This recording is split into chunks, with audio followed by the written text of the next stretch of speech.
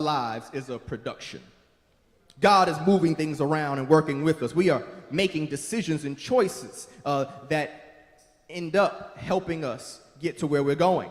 Things can get crazy in our lives without us knowing what's going to happen next. But if we look at my man Daniel, he gives us an example of how to keep calm and enjoy the show of our lives. Using my imagination, I figured I'd hit him up. I said, D. He said, Hough. I said, D, can you talk about that story of you in the lion's den in that text message, verses 1 through 28? D said, no problem. First off, you need to understand something. I am a Hebrew. My people were taken over in war, but the king of the country that took us over at the time, he liked me and gave me a high-ranking position. So the Medes and the Persians never liked that I was in charge anyway because I wasn't one of them. I was always the outsider. I said, right. Daniel says, so anyway, I became a high-ranking official again with the next king, King Darius. I was kind of one of three governors who answered to the king. Well, the Medes and the Persians had a big problem with that too. They were so salty that they started plotting against me. I said, D, man, they really didn't like you. He said, you telling me? If they would have been hustling as hard as they were hating, maybe they wouldn't have been so mad. I said, D, that's the truth. I said, but let me take a sidebar right there. Before we get into the points, let me say this. Young adults, young people, adults, always keep a log of the people who are around you. Always keep a record of the people who are around you, because everybody around Daniel was scheming on him at this time. There are people who aren't going to like you no matter what you do.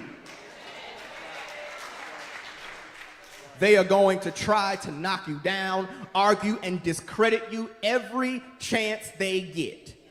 And you need to know who is who and who they are. Who is throwing shade, who's giving side eye, who's giving salty looks. Now maybe if they hustled as hard as they hated, or if they worked as hard as they whined, or if they prayed as hard as they plotted, or if they grind as hard as they gossiped, then they wouldn't be so mad, but they didn't, so they are. Now, I need to be up front here. If we are the ones who are treating people that way, I'm in church, right? Like, there's no point to sit here and act like there ain't somebody in here.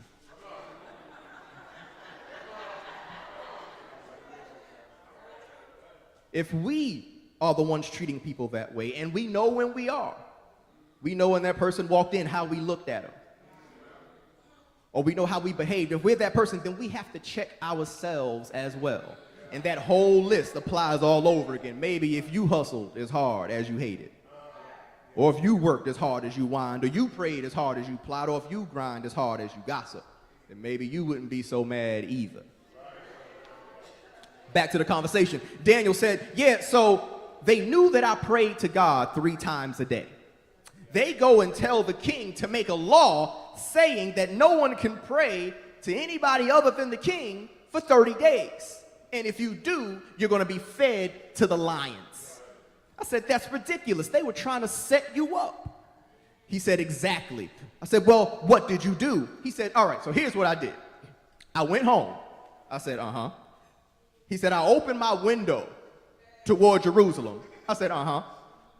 He said, and I got down and I prayed 3 times a day like I always did, thanking God and asking him for help. Let's stop. No matter who you are, you're going to have some mess show up in your life. Whether you are good, bad, young, old, whether you believe in Jesus or whether you don't, you're going to have highs and lows. So here are some things to remember when you're trying to keep calm and enjoy the show. Point 1, it's going to get dark. Before any performance, at the movies, at the theater, at a concert, there is one universal sign that things are about to start. What is it?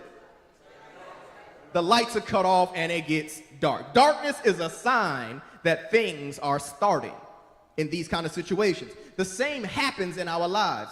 Daniel's life was getting dark. It was all good just a week ago. All of a sudden, if he prays, which he's been doing all of this time, he's going to get fed to the lions.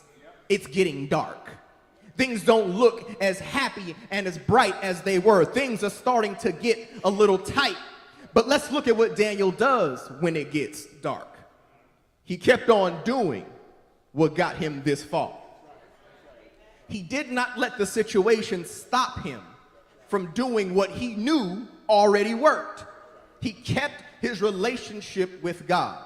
Listen, I'm always saying this, but in whatever happens in life, especially when things are not going the way that you would like them to go, when things are dark, do not give up on your relationship with God, and do not stop doing the things with God that have gotten you this far. Too many times when things get rough, people stop doing the things that help them get to that point. People leave God in hard times instead of getting closer. As life gets harder, we become more reckless and more irresponsible.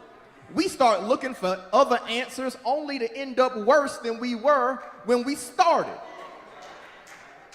We should follow Daniel's example and not run off trying to do things that aren't going to help. Every young person, every adult, everybody alive has gotten upset or scared or frightened, and you ran off and did something that made no sense whatsoever just to make the situation worse. And if you could have just kept a level head and kept doing what you were already doing, it could have went away much faster. Stay close to God and call on the Lord for help. They wanted to have kind of a control over him. Think about it. The goal was to make Daniel give up his communication with God. If they won, he couldn't pray. If they lost, he gets thrown to the lions. They just wanted to mess with him. They knew that his strength and that his gifts came from his relationship with God. And if they can mess that up, then they can take him down. But Daniel stood bold, opened the windows for the world to see. Now listen, you are absolutely, no matter what, going to have dark times in your life. Always remember that many of the dark times in your life come specifically to break you. Dig that faith up, or dig up that faith, dig up that boldness. Young people, pull out that fighting spirit. Adults, pull out that resolute spirit and keep your relationship with God. Let the world see that you will not go quietly into the night. So number one, it's going to get dark. Tap your neighbor, say, keep calm and enjoy the show. So tell me what happened after that. Daniel said, man, listen, they told the king that I was praying. I got arrested, thrown into a den or a pit of lions. The king tried to find a way around it, but he just couldn't because he made the law. The den was closed in with a rock that could not be moved without the king's permission. This is the second thing that you must remember when you are trying to enjoy the show. There's going to be a problem. In every show, it's going to get dark. And in every show, there's going to be a problem. I know an explanation is still necessary. Daniel now has a big problem. It was getting dark when the Medes and the Persians were just trying to set him up. But now he's caught and has been given the death sentence. Problem. Let's look at how he handles it. Even though there's a problem, he gives no sign of panic. Now, I don't know about you. I consider myself a faithful man. But if you tell me that you are going to throw me in a pit of lions and close off the pit, I might get a little nervous. I might. I just might. I'm not promising that I would. But he gives no sign of panic. Why? Well, number one, he already knew what was going to happen when he opened up that window anyway. He was setting himself up for that. He knew that, but he figured it was worth it. But this is really what it is. He trusted God. Why? Because it's not the first time that Daniel has seen God show up in a problem. The fact that he was a ruler in a land that he was not a part of. The fact that he was shown favor by more than one king when the rest of his people were enslaved. And not only that, he had his friends, Shadrach, Meshach, and Abednego, who were saved themselves after being thrown into a fiery furnace. This isn't Daniel's first time in a problematic situation. Think about it. How many times have things worked out for you when they shouldn't have? How many times have you walked away from a situation you should not have walked away from? How many times did you think that you wouldn't make it, but you woke up another day? We've all gotten chances when we knew we were out of chances. When there's going to be a problem, remember that this is not the first battle that you fought. There's always going to be a problem, but remember, God can show up again. I was talking with, I think I was actually probably talking with my wife about this not too long ago. I was trying to figure out why is it that people's first relationship, that first relationship where you really fall in love, like why is that so significant? Why does it follow you for the rest of your life? People take decades to get over it. Like even when they know they're not going to be with the person, there's still this weird thing there. Like they don't want to see him or they don't want to be around him too long. There's a little awkwardness. And I said, you know what, I believe it's simply because when you get into that first situation, when you get into that first moment, you don't have any guard up. You literally just fall right into it. Just no defense, no anything. You just, just full on, all in. No protection whatsoever. You going crazy, you crying, everything else, you know. But after that first relationship, your fallback game is strong. Like you learn real quick. Oh, you didn't call me? Okay, I'm good. Like I texted her twice, she didn't respond. That's it. Like you learn very quickly after that first time you get burned, I'm not gonna set myself up for that again. It takes a long time to get back to that place. And it's because you've had experience with it one time, you never get that messed up the second time. God has already shown up in our lives one time, and 2 times, and 3 times. There's no reason that we should still be getting so nervous and shaken up when something happens now. You already know. You've already been there. You've made it through broken homes and adoptions and foster care. You made it through mental and sexual and emotional abuse. You've made it despite your diagnosis. You've made it through your loss, your heartache, your pain. God already got you this far. It's like Ty Tribbett sings, this is not the first storm you've been through. If he did it before, he can do it again. So 1 was what? It's going to get dark. And 2 is what? There's going. Look at your neighbor, say, keep calm and enjoy the show. So D, tell me how the story ends. Daniel said, bruh, listen, the king showed up in the morning, yelling, asking if I was still alive. I said, yep, God kept me, and I didn't have a scratch on me. I said, wow, what did the king do? He said, man, he had all the people who were scheming against me and had them and their families thrown into the pit. And the lions killed them before they even hit the ground. The king made a decree talking about how great my God is. And I prospered during his time as king. The third thing that you must remember when you are trying to enjoy the show is there's going to be a twist. In every show, it's going to get dark. In every show, there's going to be a problem. And in almost every show, there's going to be a twist. Listen, no matter what you are going through, if you believe in God, you know that the mess is part of the show. So no matter how bad it looks, you know that there will be a twist. Things will turn around. Every good show has a twist, but you have to trust God and believe that he will make a way.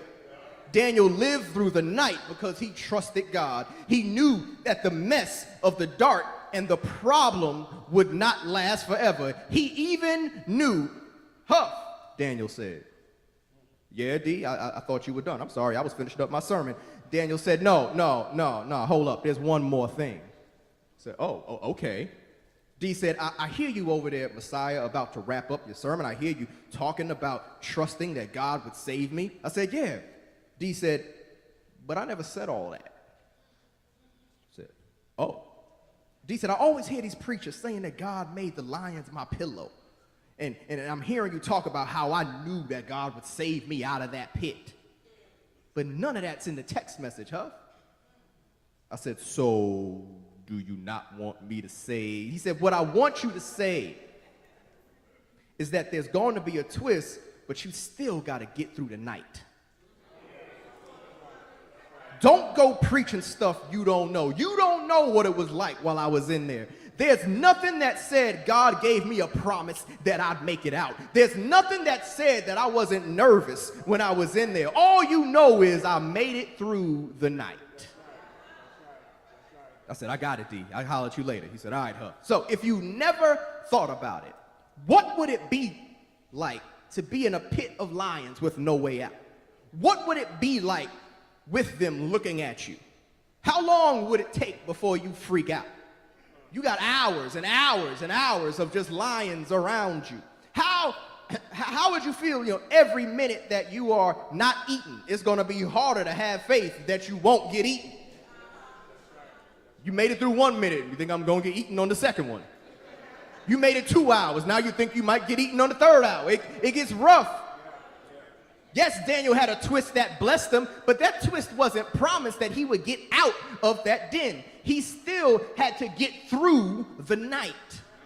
So what we all have to remember is that although there may be a twist that shows up in our story, where the mess and all the darkness and the problems turn the twist into our favor, we still have to get through those nighttime situations. We still have to trust and believe. We still have work to do on our part to remain diligent and faithful to God, even in the worst of the times. Hard times are called hard times because they're hard. And getting through them is not easy. If we are going to keep calm and enjoy the show, if we are going to be around to see that the mess that we have in our life is just part of a show with a happy ending, we have to have enough faith to make it through to the other side. And this is the hard part. Because I can get people to shout if you know you're going to get out of the lion's den. But I can't get people to shout if I tell you he's going to die in the lion's den. You don't know what to shout about now, because now you're worshiping God for things and not for relationship. Daniel opened that window knowing he was going to get thrown into a lion's den. He knew when he opened that window, he may not live another day. But he was perfectly fine, still being faithful and still working no matter what. His twist came because God chose to honor his faith and his desire to keep his relationship.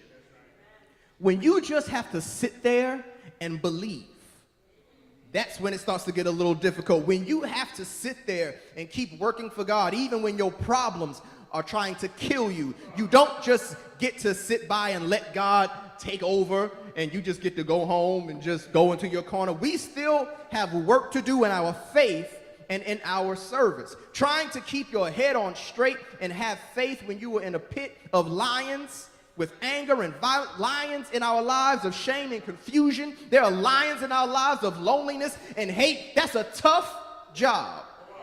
But if you can believe in God and keep working and just get through the night, then there can be a twist in your story. There's a scripture that says that joy comes in the morning.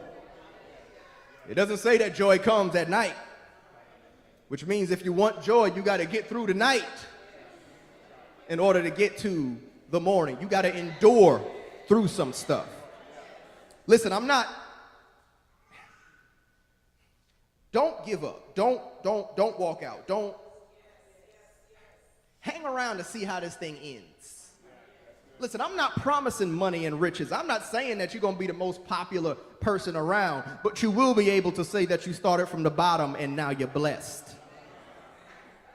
So if you're going through a rough time, remember that can't be avoided.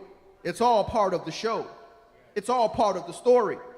It's going to get dark, but keep on doing the things that have gotten you this far. There's going to be a problem, but remember that it's not the first time you've seen a problem and you trust God. And there's going to be a twist, but you have to remain faithful and diligent to make it through the night. Young people, this is hard. This is really, really, really hard because there are things that are going to happen in your life and things that have already happened in your life that you will find that you don't know if you're going to wake up tomorrow. You are literally so stressed out that you don't know how you're going to actually exist for another few hours. And it happens to adults as well. However, you got to stay diligent and faithful through the night. So keep calm and enjoy the show. Now, Daniel was connected to God, but to have the connection that Daniel had, we believe in a man called Jesus. We believe that he had some dark moments. We believe that he had some problems, and yes, he had a twist. He came, he died, and he rose from the dead as a sacrifice for all of our wrongs. So if you don't know him for yourself, then I suggest today be the day that you make that decision. Because if joy comes in the morning, remember that morning isn't on the clock. Morning comes when you see the sun. Sometimes things are so hard, you just got to keep your eyes on the Son of God. You just got to keep your eyes on the Son to get you through. I had a family reunion last weekend, and I'll be out your way 5 minutes and should wrap. I was at a family reunion last weekend, and my mother's side of the family, they can cook. Like they can cook. Right? My dad's side, they all right. They cool. You know, you go to my dad's cookout, you get a little bit of food, you go, all right, I'm good, I don't need no more. You go to my mother's side of the family cookout, you just keep eating, and people steal all the food at the end. Folk missing whole dishes. You know, people missing pots. It's just, you know. So they cook very well, and we had all the food, and they had the whole line going, and they had all the stuff, you know, chopped barbecue, and they had the fish fry, and they had all this different kind of stuff, and they had the chicken in the smoker. I mean, it was. There you go, that's right, great food.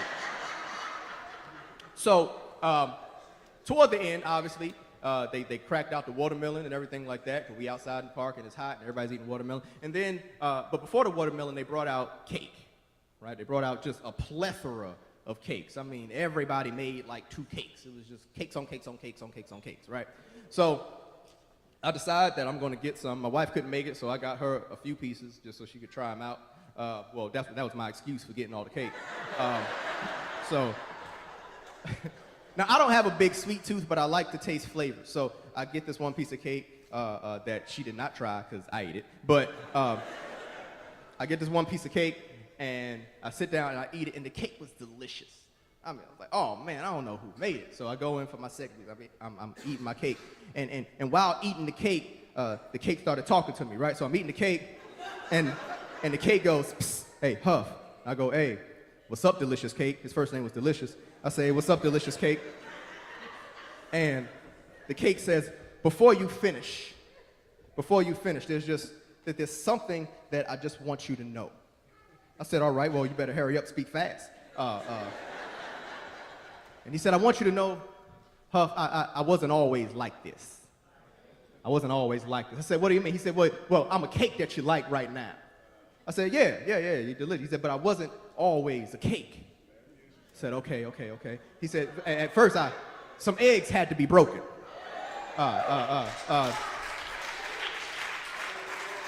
Some butter had to be cut, and flour had to be there, and a pinch of salt had to get put in here, and it had to start getting stirred lightly and whipped, and then they brought out a heavy-duty mixer, and all these ingredients had to get beat up inside this bowl and churning this uncomfortable process of going. And right when I thought it was all over, I was a batter I was just a bowl of batter just sitting there. They put me in a pan, and then they had to put me in the fire.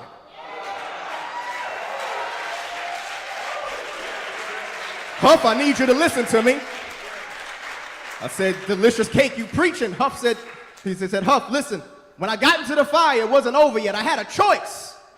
I said, you had a choice. He said, I had two choices when I went into the fire. They put me in the oven, two choices. I said, what is that? He said, I had the choice to rise or fall.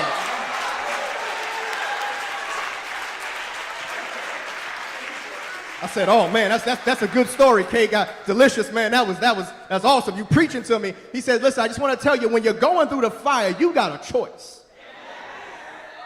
You gonna get beat up. Things are gonna get broken. Some things are gonna melt. Some things are gonna get whipped and beat up. But if you're gonna be the final product that you're supposed to be, you're gonna have to go to the fire, and you gotta decide whether you're gonna rise or whether you're gonna fall. Listen, I've learned something in my life. I've said it before. I'll say it again. I've learned something in my life. That when they fight forest fires, one of the best things that they do is that they pre-burn areas around the fire. Because fire can't burn where fire has already been. When you're going through the roughest of times, young people, make sure you listen. When you're going through the worst of it, when you're dealing with the pain and the hurt and the heartache and the confusion, and you don't know what's going to happen, and tears are falling, and you're just trying to figure out, God, what am I supposed to do? It's getting too hot. You got to make sure that you continue to lean on God so he can have that spirit in you. There's a scripture that says a relationship with God is just like fire shut up in my bones. If you have fire when you go into the oven, then you don't have any choice but to rise and come back out. So listen, I'm going to take my seat, but remember this. Keep calm and enjoy the show, because it's all part of the process. God bless you.